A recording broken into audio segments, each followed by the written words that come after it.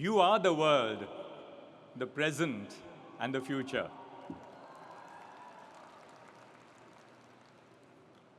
A very good evening to one and all present here. Founding Chancellor, Mr. Naveen Jindal, Ms. Savitri Jindal, Professor Dr. C. Rajkumar, Professor Dabiru Sridhar Patnaik, guests, distinguished members of the faculty, including Dr. Upasana Mahanta, graduating students and their families.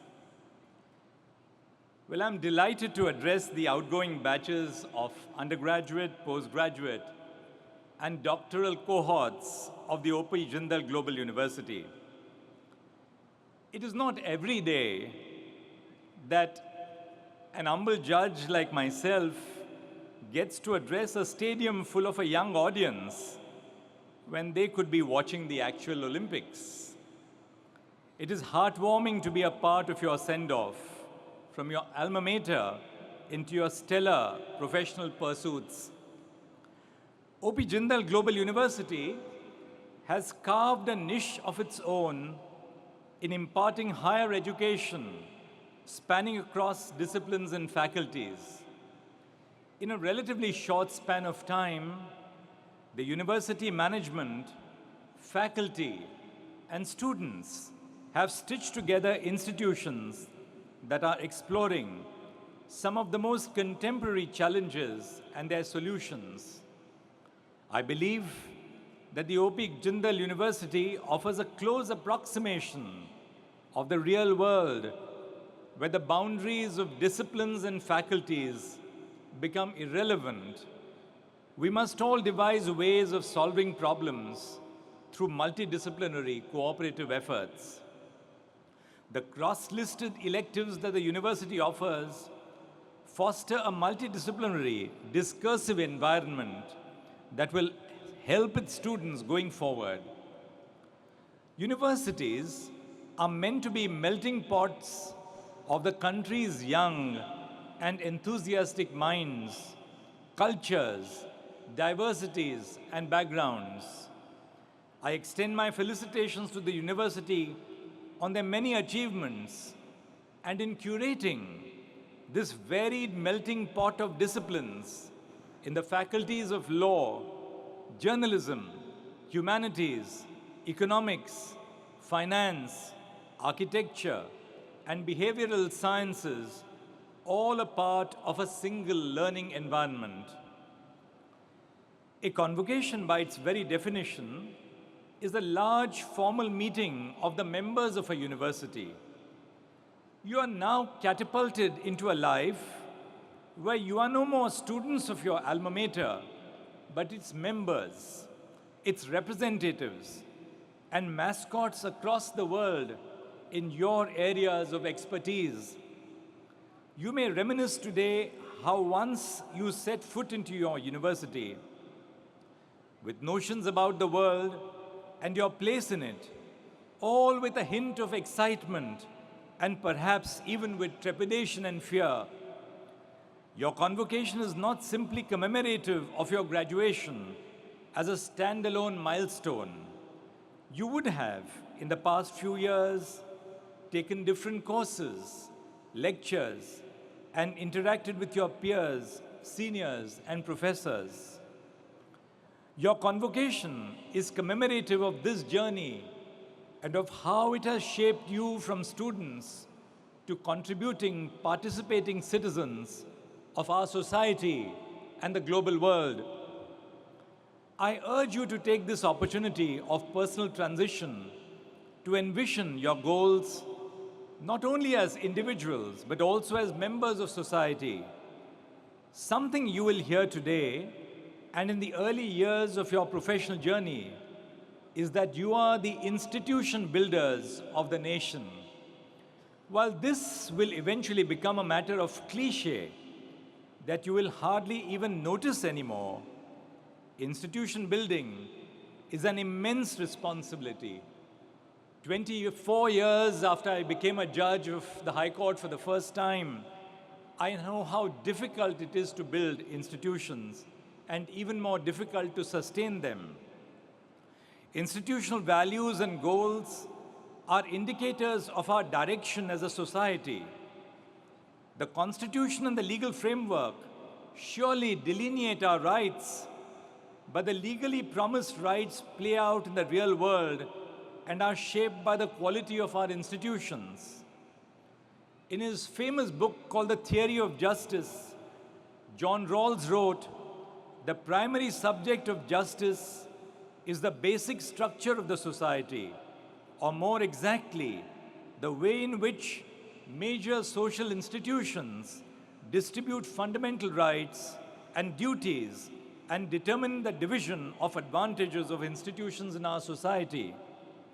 Justice-oriented laws alone do not ensure just societies.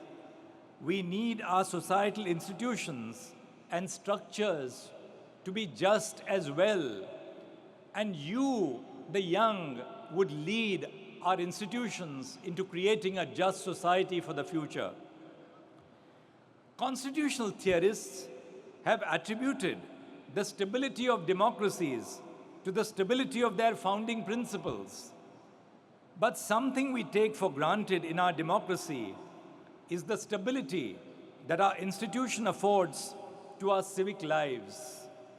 Constitutional longevity speaks to the wisdom of our framers, who were prescient enough to incorporate grounding elements into the Constitution without making it into a rigid or brittle document.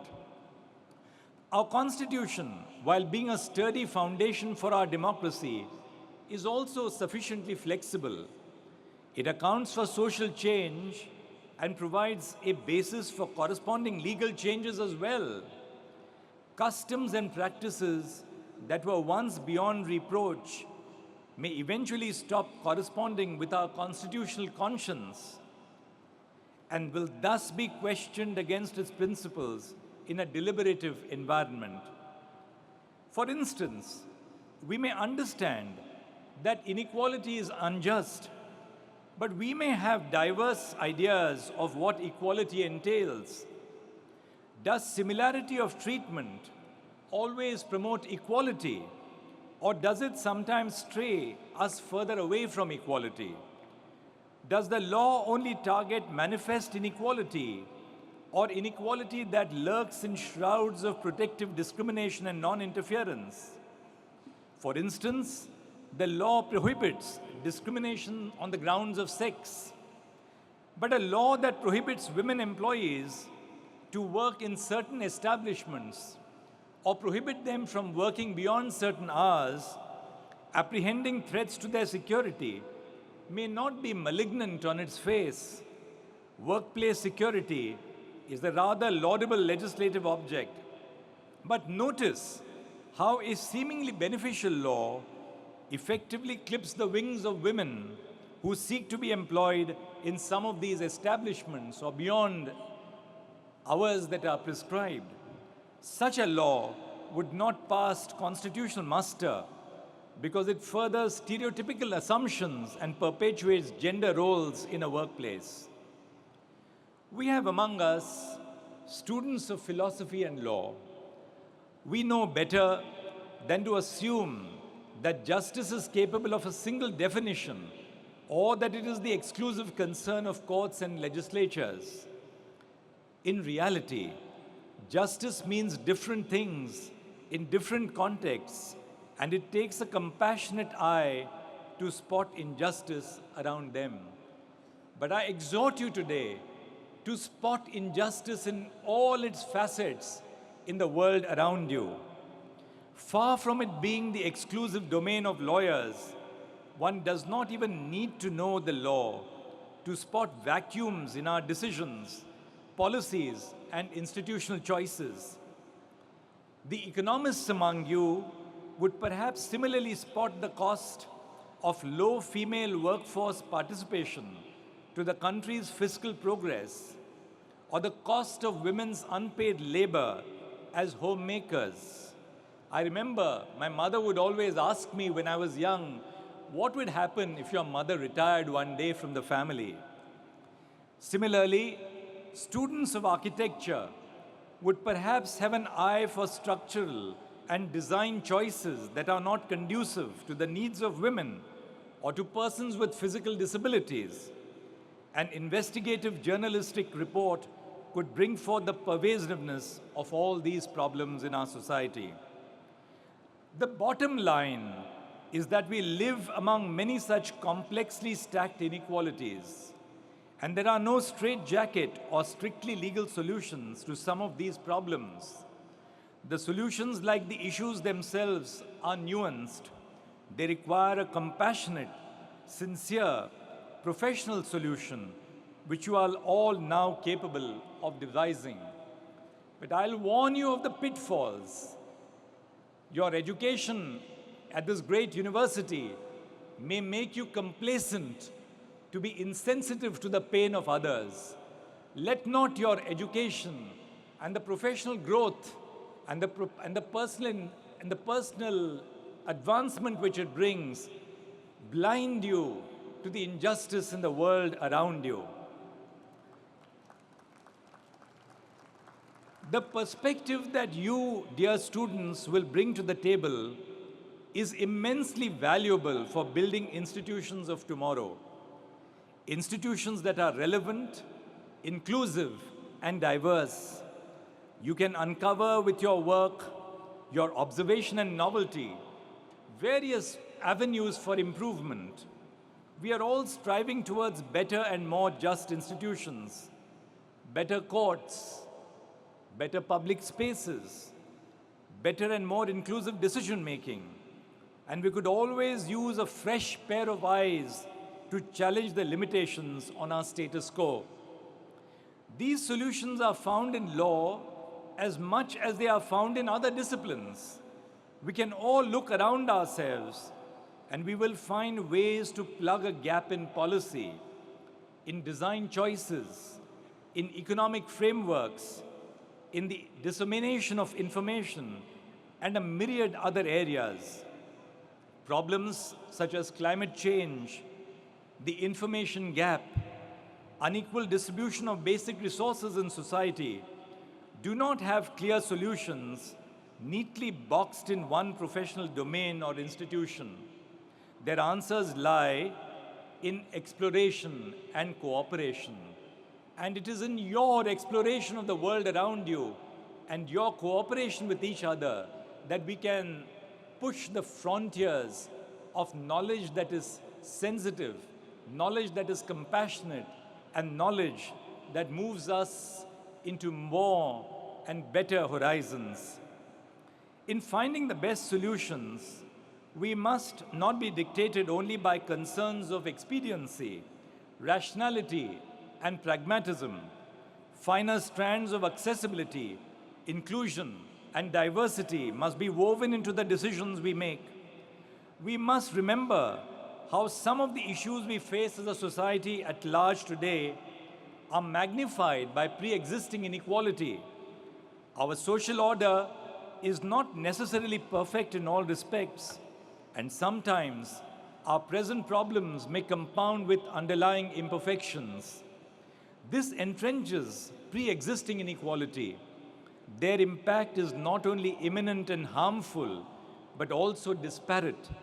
For instance, recently, we in the Supreme Court decided on the validity of the high enrollment fees charged from young law graduates as a precondition for enrollment with the state bar.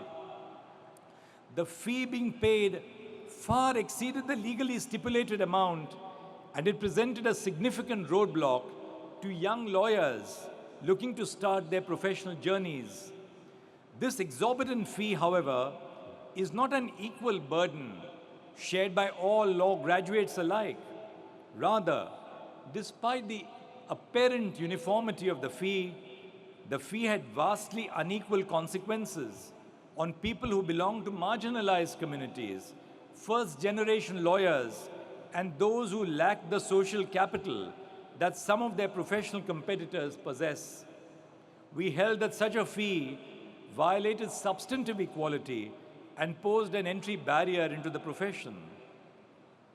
Just last week, The Supreme Court, in addition to the regular work, held a week-long special Lok Adalat to commemorate 75 years of its establishment. The Lok Adalat ensured speedy disposal of pending cases that would have remained before the courts for many, many more years. Through this week, cases from the most remote parts of India and subject matters ranging from household disputes to high-stake arbitrations were heard and disposed of and settled. While this was an unprecedented institutional achievement, we could not help but notice the huge impact of disposal delays, and in some cases, how these delays had pushed litigants to settle for less than their rightful due. With the able assistance of the legal services authorities across the country and the unwavering support of young lawyers, we could afford some closure to these litigants. The Constitution is a powerful tool to curb such disparity. It creates institutions and structures that are meant to guard against inequality, apparent or invisible. The Constitution provides for checks and balances within these institutions. It also stipulates institutional priorities and obligations to the citizens of our country. In that sense, our Constitution performs a horizontal function in that it regulates inter-institutional relationships, and a vertical function insofar as it regulates the relationship between the state and its people. But this is not all. The Constitution does a lot more than that. It entrenches these values into our social fabric. Just institutions are indeed important, but they are creatures not only of just constitutions, they are creatures of deliberative, critical citizens who imbibe these ideals in their lives and nourish these institutions with their work. Universities are bastions of critical thought. Deliberative faculties that you have honed during your time in the university do not part ways at the gates of the universities. In your professional journey, do account for pragmatic realities and always create room for them in your decisions. But do not let these wash over your aspirations for a better world. Let your idealism be perfected by considerations of ground realities. Accept those with humility, but never without deliberation, never without critical assessment. Those of you who are not lawyers, I encourage you to imbibe the values of the Constitution. Engage with it. Know how it became the document that defines your legal rights and duties. Once you have, you must look around and see what it is that you can do as civic participants, as contributing members of society, to align your surroundings with the ideals envisioned by the Constitution. As someone who has spent my life as a reader of the law, I naturally resonate much more with graduating students from the Faculty of Law. But here is something interesting. As a young lawyer myself, I once believed that all I ever needed to succeed were the knowledge of the law, its context and application. How wrong I was when I began my journey as a lawyer. I still believe that these are the building blocks of one's journey in a case. But what I've learned over the years and what I wish to share with you is that our education is more than the sum of its parts. Truly, our education is more than the sum of its parts. It is a lifelong pursuit of our vocation, and we will never have the satisfaction of exhausting this vast universe of knowledge. A better idea, therefore, is to remain open to learning that pours from diverse sources about a range of subjects. As I am sure you have experienced, learning among your peers from your various disciplines makes you see the world from diverse viewpoints. It is a lifelong pursuit of testing our learnings in the real world. It is a humbling journey, lined with achievements. The satisfaction of being able to apply your knowledge to help your first client, your first patient, and equally of some regrets, some rather rude shocks, which push your boundaries and teach you invaluable lessons about your discipline and your own life.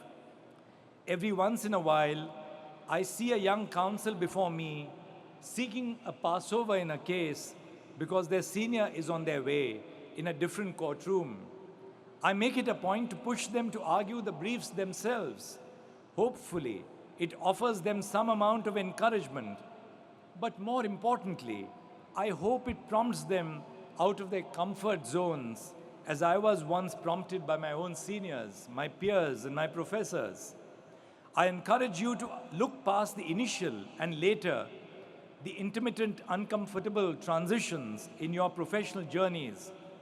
You will have moments of despair, of confusion, and of uncertainty. And when you do, you must then take a step back, reevaluate your priorities, and listen to your inner voice. I once read a quote by the author Annie Dillard. How we spend our days is how we spend our lives. I implore you to spend your days and lives not only as ambassadors of your alma mater, but also as the voices of reason in a clutter of noise. The danger to our societies today is the clutter of noise, and we need the voice of reason among the voices of unbridled passion. Take it from a judge who sits through long and cognitively taxing hours of courtroom conversation. A voice of reason and sincerity resonates loud and clear.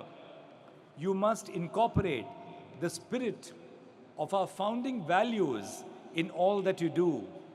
You do not have to be in a court to speak the language of the founding values of our society and nation. Each one of you possesses the caliber to bring transformative change in your areas of expertise.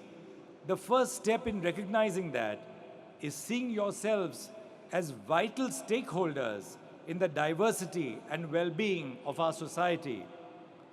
That said, do not let go of the student within you. Merely because you may no longer be affiliated with your alma mater does not imply that your learning must cease. Do not be afraid to learn or too proud to admit that you are wrong. Even as Supreme Court judges, we spend all our time learning, unlearning, and relearning different ways to approach the law and different interpretations. As a student of life, I hope you take the time to reflect on how lucky and privileged you all are to graduate from your alma mater. Take those skills of critical thinking, curiosity, and inquisitiveness and imbibe them into your professional pursuits. As you draw curtains on your life at your university and embark on a new journey, I hope you continue to hold on to the idealism, the dreams of a better tomorrow, and use all your learnings to achieve those dreams. As we draw down one curtain and pull across other curtains to your future, let us then celebrate your achievements just as we admire your aspirations and your dreams for yourselves and for the nation. Thank you very much.